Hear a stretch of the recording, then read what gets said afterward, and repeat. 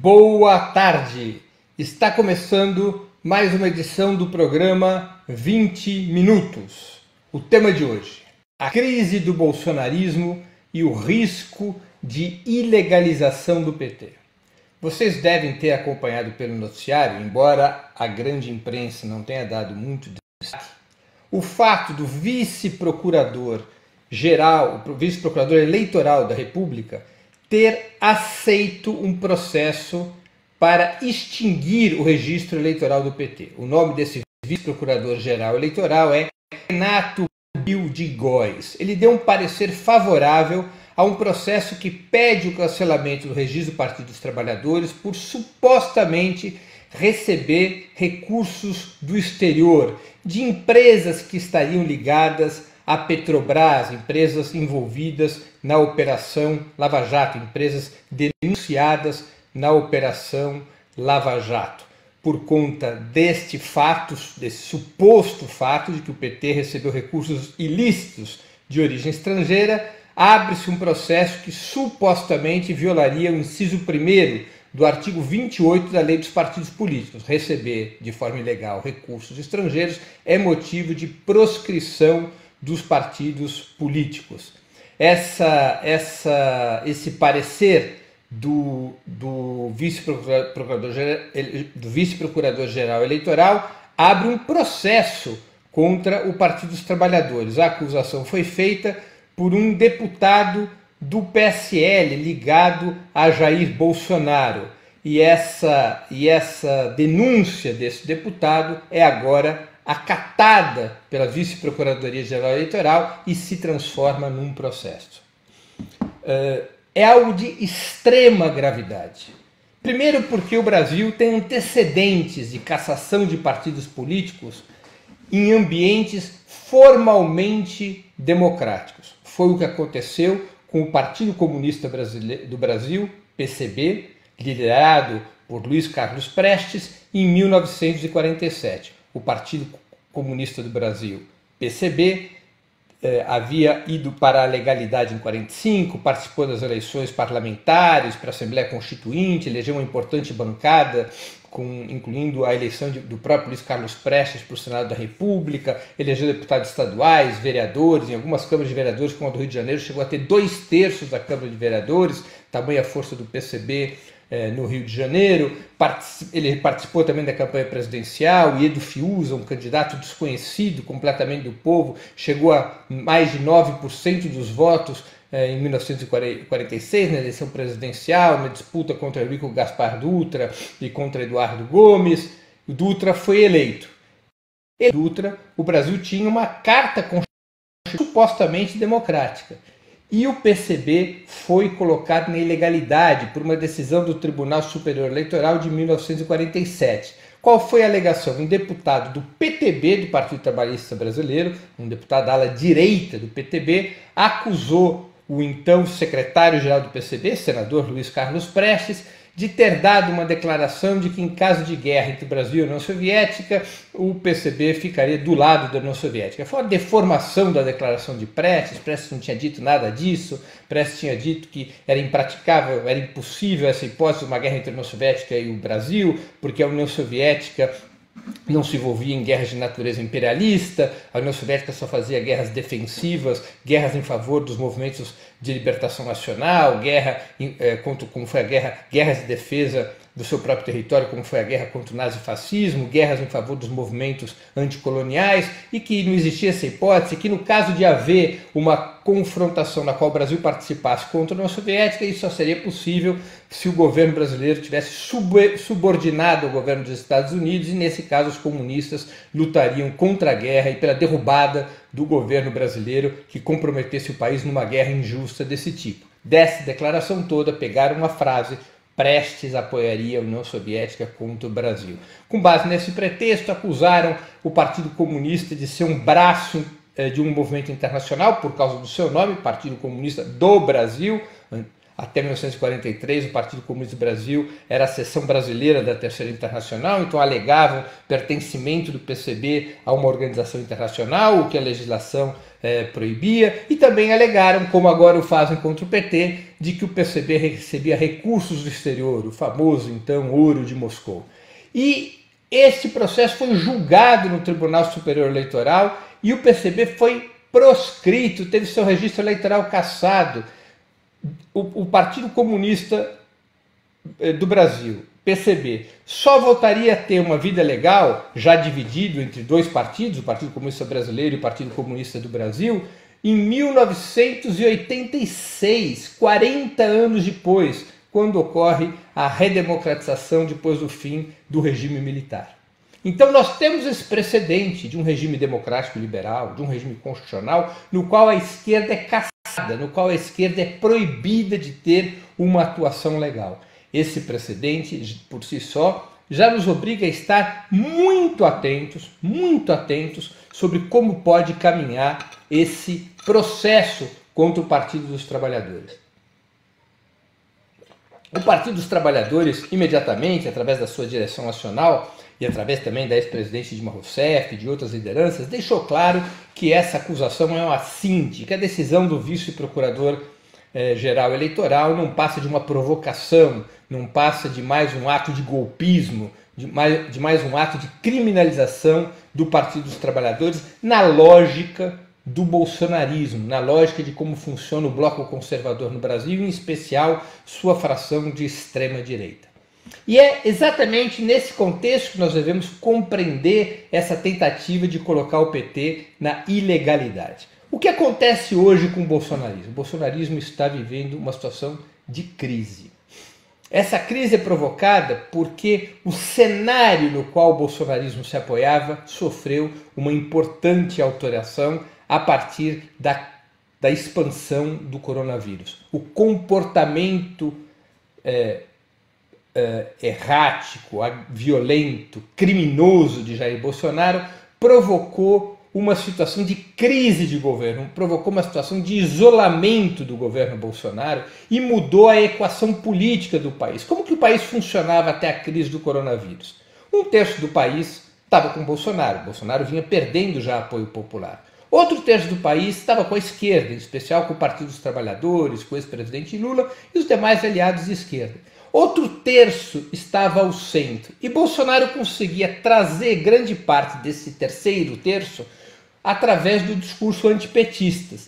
Na hora H, afunilava a extrema-direita, esse terço de extrema-direita, e setores importantes desse terço ao centro para combater e derrotar o Partido dos Trabalhadores. Foi o que aconteceu nas eleições de 2018 e também foi o que aconteceu em termos parlamentares para aprovar as reformas liberais que o governo Bolsonaro conseguiu aprovar. Entre elas a reforma da Previdência, mas não só. Na prática, se juntava a extrema-direita com a direita tradicional, PSDB, DEM, MDB, que a imprensa monopolista costuma chamar de centro. Esse centro não tem nada. São partidos de direita que, junto com o bolsonarismo, defendem o mesmo programa neoliberal e constituíam, portanto, um bloco que permitia a aprovação das reformas enviadas pelo Planalto, pelo senhor Paulo Guedes. O que acontece com esse comportamento criminoso de Bolsonaro se chocando contra a estratégia de isolamento social? Esse terço que ficava entre a extrema-direita e a esquerda, esse terço se deslocou para a oposição ao Bolsonaro. Esse terço passou a fazer oposição ao Bolsonaro e já não era mais passível de ser unificado pelo bolsonarismo com um discurso antipetista. Embora, majoritariamente, esse terço ao meio continue a ser antipetista, na conjuntura de hoje, esse terço passou a ser fundamentalmente anti-Bolsonaro. E isso isola o Bolsonaro.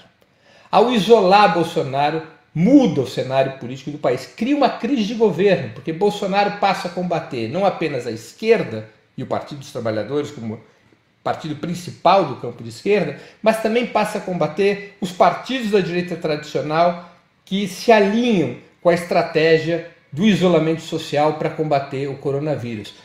Bolsonaro fica acantonado combatendo tanto contra o seu inimigo principal, a esquerda, portanto, quanto também contra os partidos, os demais partidos do bloco conservador, numa lógica de disputar a hegemonia do país. Bolsonaro acredita que o seu discurso contrapondo a economia à estratégia de isolamento social para combater o coronavírus, que esse discurso fará com que setores importantes do pequeno e microempresariado e também setores importantes da própria classe trabalhadora, especialmente dos trabalhadores precários e informais que dependem do dia a dia da economia para sobreviver, que esses setores acabarão se alinhar a ele no curso da guerra contra o coronavírus. Essa é a aposta de Bolsonaro, uma aposta de que ele consegue manter o seu terço tradicional e até ampliá-lo conforme se aprofunda o choque entre as necessidades da economia e a estratégia de isolamento social do coronavírus. Na lógica, nesse cenário em que o bolsonarismo está isolado e vive uma crise de governo, é que nós devemos compreender essa operação para tentar colocar o PT fora da lei. Por que isso é importante para o bolsonarismo? E essa iniciativa nasce de um deputado ligado ao bolsonarismo e acatada por um vice-procurador eleitoral com claros vínculos com a extrema-direita do país. Lembremos sempre que fazem parte do bolsonarismo vários setores do aparato de Estado, setores do Ministério Público, setores do Poder Judiciário, especialmente aqueles setores vinculados à Operação Lava Jato, que tem no ex-juiz Sérgio Moro, atual ministro da Justiça, sua principal referência.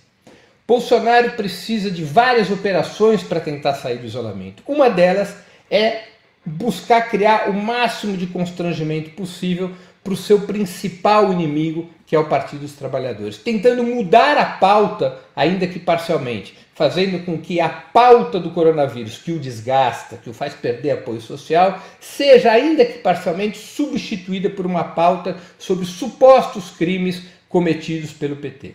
De quebra, essa tentativa de colocar o PT fora da lei também busca dividir o campo que está contra Bolsonaro no tema do enfrentamento ao coronavírus.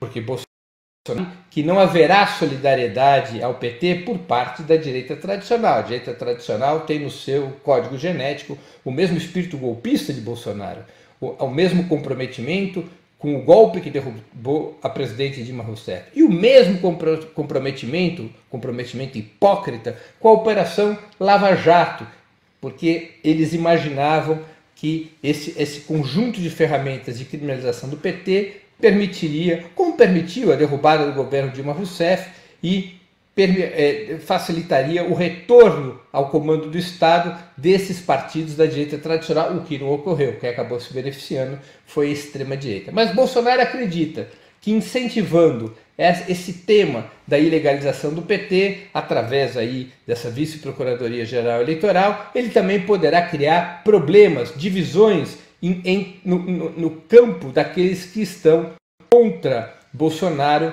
que diz respeito à estratégia de isolamento social para enfrentar o coronavírus. Então, joga um papel na luta de Bolsonaro para sair do isolamento essa iniciativa de tentar colocar o PT fora da lei. Mas essa tentativa, para além, essa questão da ilegalização do PT, para além de responder a necessidades táticas do bolsonarismo, também expressa um processo que vem em curso no país, que está em curso no país desde 2015.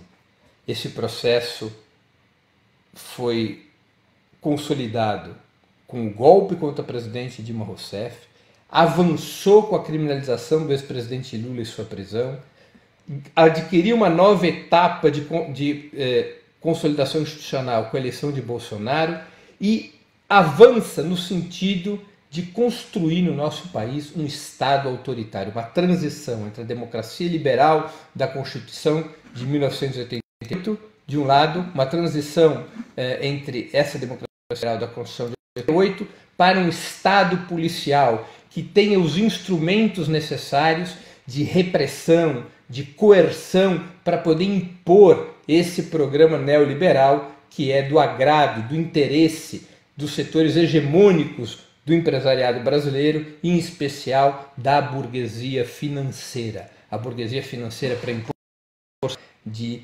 retirada de direitos, redução de salários, desmonte de serviços públicos, privatizações, subordinação ao capital internacional, em especial ao capital americano. Esse programa, para ser imposto, exige um Estado policial que reprima o povo, que reprima suas organizações e que coloque a esquerda à margem de qualquer chance real de disputa do governo da República. Foi o que eles fizeram em 2018 com a condenação do ex-presidente Lula. E agora querem aprofundar isso de uma maneira ainda mais hostil, com a proscrição do Partido dos Trabalhadores. Portanto, também deve ser entendido no âmbito dessa estratégia das classes dominantes de conduzir o país para um Estado policial. E essa estratégia tem em Jair Bolsonaro seu principal representante. Jair Bolsonaro busca ganhar pontos, acumular forças na crise, exatamente nesta direção, de conseguir ter apoios sociais e também institucionais, militares e internacionais, para poder avançar na constituição do Estado policial, no qual a proscrição da esquerda pode vir a ser um elemento decisivo. Tirar a esquerda da disputa institucional, tirar da esquerda legalidade, fazer o que nos anos 40 Dutra e a mesma burguesia financeira daquela época fizeram para impor o seu programa no auge da Guerra Fria, retirando naquela época o Partido Comunista da cena legal, como agora setores querem fazer com o Partido dos Trabalhadores. Bolsonaro e outros setores da direita têm grandes preocupações, porque hoje nós estamos vivendo uma crise de governo. Bolsonaro está isolado, Bolsonaro não tem maioria parlamentar, Bolsonaro se choca contra ministros do seu próprio governo que expressam a defesa da estratégia de isolamento social contra o coronavírus. Isso leva a que o governo Bolsonaro esteja bastante fragilizado. E há movimentos para que, aproveitando-se dessa fragilidade de Bolsonaro, movimentos da direita com apoio de alguns setores das Forças Armadas para tentar domesticar Bolsonaro, para tentar repactuar a condução do Estado com Bolsonaro, para fazer com que Bolsonaro ceda nas suas posições e permita uma repactuação do bloco conservador. Essa é a aposta principal dos setores mais relevantes da direita brasileira, para impedir que essa crise de governo se transforme numa crise de poder. O que viria a ser uma crise de poder?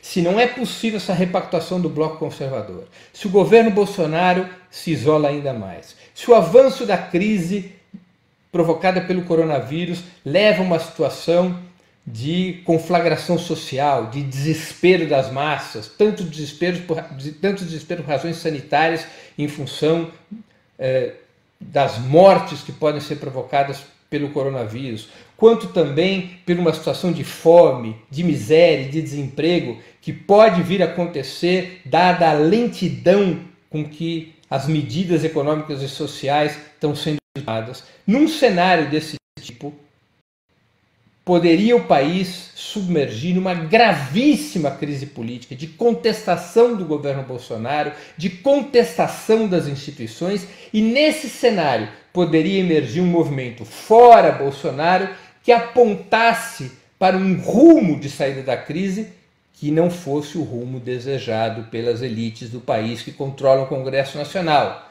As elites, ao controlarem o Congresso Nacional, controlam o impeachment e substituem Bolsonaro por Mourão. As classes dominantes podem também ser beneficiadas por uma eventual, muito pouco provável, renúncia de Jair Bolsonaro, que também levaria à ascensão de Mourão.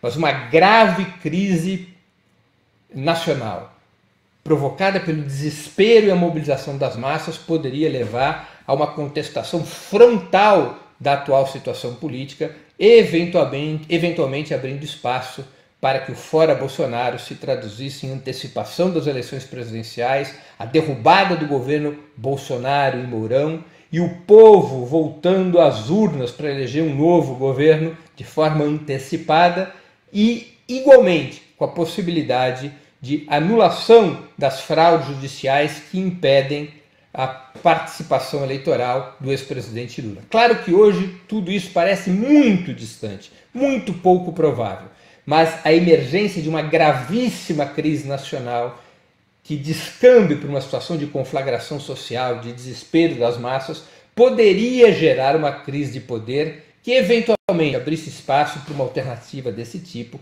que não interessa às elites do país.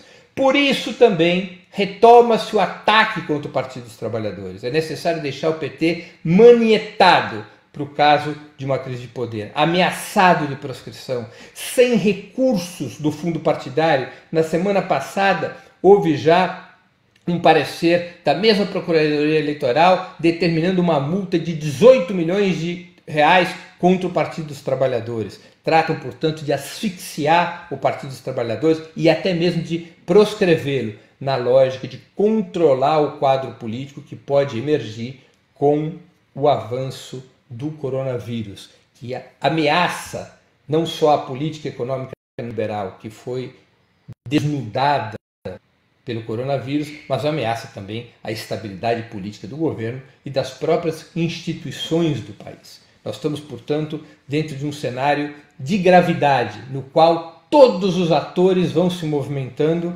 para ocupar posições que lhes sejam benéficas conforme avance essa crise. Tanto a extrema-direita, liderada por Bolsonaro, opera nesse sentido, quanto os partidos da direita tradicional. E também a esquerda trata de ocupar sua raia própria, sua via própria, apresentando um programa de emergência para enfrentar com sucesso a guerra contra o coronavírus. Um programa de emergência que inclui tanto medidas sanitárias de restrição ainda mais duras da circulação das pessoas, e para sustentar essas medidas sanitárias, medidas econômicas e sociais que garantam dinheiro, alimentação e emprego, especialmente para os mais pobres, mas também para os micro e pequenos empresários. São medidas de emergência que incluem a renda emergencial, já aprovada pelo Congresso, de R$ 600 para os homens e de R$ 1.200 para as mulheres que chefiam famílias, suspensão do pagamento de contas de luz, telefone, água, gás e internet, que ainda precisa ser debatido,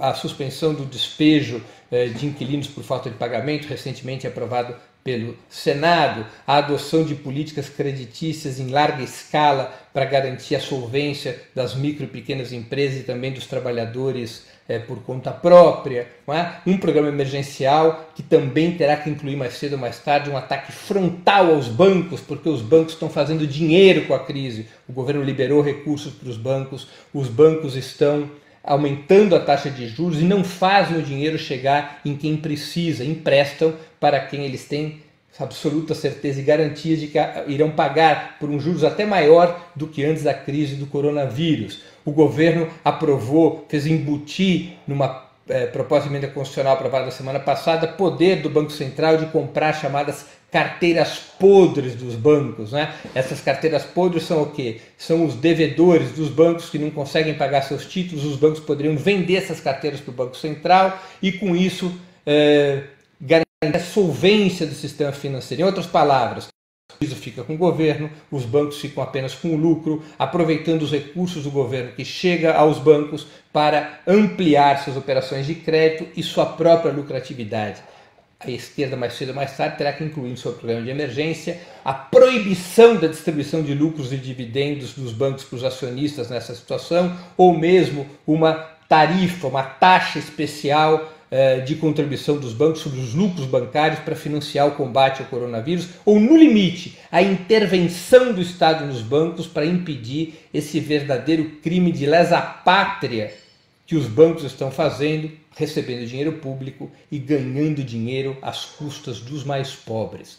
Então a esquerda, com este programa de emergencial, com essas medidas, que deve incluir um ataque frontal aos bancos, porque eles são os grandes predadores dessa crise e mais do que nunca o Brasil precisa de recursos financeiros para poder enfrentar essa situação. Esse programa emergencial com essas características é que vai, digamos, construindo o caminho próprio da esquerda neste cenário. Então, nós temos aí o movimento de todos os atores no cenário, e esses atores se movimentam não apenas em função da conjuntura imediata, da situação política imediata, mas também em função dos possíveis desdobramentos da conjuntura futura. É nessa lógica que deve ser enxergado, que deve ser analisado esse risco de ilegalização do PT, combatendo frontalmente esse processo, denunciando, buscando aliados para denunciar essa tentativa de proscrever o Partido dos Trabalhadores, mas tendo claro de que isso faz parte de uma estratégia, a estratégia de transição do Brasil para um Estado policial e a estratégia para excluir a esquerda da disputa política, da disputa pelo poder. A esquerda tem que ficar esperta. Ficar esperta é saber se defender, fazer as alianças necessárias para enfrentar o bolsonarismo, mas fundamentalmente se recusar a ser a quinta roda do carro, se recusar a ser uma força auxiliar da direita tradicional, do PSDB, do DEM, do MDB, que é o que a burguesia brasileira deseja, que essa direita tradicional, que hoje tem como principais lideranças Rodrigo Maia, Dória, possam avançar o bolsonarismo com a esquerda tendo apenas um papel de banda de música desse processo, um papel auxiliar, um papel coadjuvante, um papel subordinado à direita tradicional. A esquerda tem que se recusar a esse papel, a esquerda tem que criar as condições de ter um papel protagonista, fazendo uma ampla aliança contra o coronavírus, mas construindo uma frente popular, uma frente de esquerda para forjar uma alternativa que efetivamente tire o país da crise com a ruptura contra o neoliberalismo e a adoção de reformas estruturais que permitam ao país ter uma outra via de desenvolvimento. Somente a esquerda tem condições de defender um programa dessa natureza, de defender um programa que rompa com o sistema que hoje mostra todas as suas vulnerabilidades, o seu caráter antipopular, antinacional e antidemocrático. É necessário um outro sistema. E somente a esquerda é portadora da possibilidade de no Brasil se romper com o neoliberalismo e se construir um outro sistema, um outro modelo de desenvolvimento, um outro modelo de Estado. E é fundamental que a esquerda seja capaz de manter seu protagonismo para defender essa alternativa. Se não o fizer, se transformar numa força auxiliar, como infelizmente alguns setores de esquerda acabam propondo, se a esquerda se transformar numa força auxiliar da direita tradicional, o país se verá em maus lençóis. A classe trabalhadora e o povo, os pobres da cidade do campo, perderão representação, perderão alternativa, perderão sua possibilidade de construir um caminho independente na vida política do país. É necessário, portanto, enfrentar o bolsonarismo, tendo em vista todos esses perigos, mas sempre norteado por uma ideia fundamental. A ideia de que a tarefa fundamental dos partidos de esquerda é, ao lutar contra Bolsonaro e a lutar contra o coronavírus, acumular forças para construir uma alternativa de um novo governo popular e democrático, de um novo governo de esquerda no Brasil. Essa é a única saída para estruturalmente tirar o país do fundo do poço onde o neoliberalismo e o governo Bolsonaro colocou a nação. Termino aqui a minha exposição de hoje. Antes de terminar o programa, duas mensagens. Primeira mensagem, eu gostaria de sugerir a vocês fortemente que fizessem sua inscrição no canal do Opera Mundi no YouTube. Nessa plataforma vocês tanto poderão acompanhar nossas transmissões ao vivo, quanto assistir edições anteriores dos programas 20 Minutos e demais programas da TV Opera Mundi. O YouTube é uma plataforma muito mais amigável para assistir vídeo, para fazer comentários e também para contribuir financeiramente com o Opera Mundi através do Super Chat. Não se esqueça, ao fazer sua inscrição no canal do Opera Mundi no YouTube, de marcar o sininho. Marcado o sininho, vocês serão avisados todas as vezes que novos programas nossos ou de nossos parceiros forem ao ar. Segunda mensagem, eu queria pedir a vocês encarecidamente que fizessem uma assinatura solidária de Opera Mundi. A assinatura solidária é um pequeno valor mensal que nossos espectadores e leitores pagam para que nós possamos ter os recursos necessários à sustentação e ao desenvolvimento de um jornalismo independente, de qualidade. Os recursos necessários para a batalha cotidiana de valores, ideias e informações contra a imprensa de direita, cada vez mais mentirosa e manipuladora. Vocês poderão obter informações sobre a assinatura solidária no endereço www.operamundi.com.br/apoio. Vou repetir, www.operamundi.com.br/apoio. Façam agora mesmo a assinatura solidária. É um processo bem simples e prático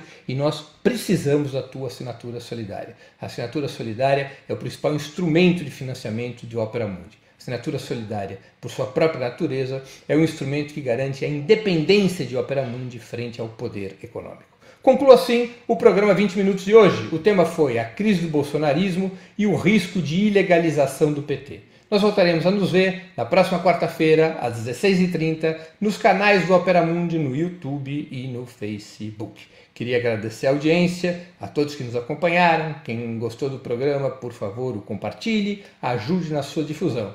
Nós nos veremos na próxima quarta-feira. Um grande abraço e até lá.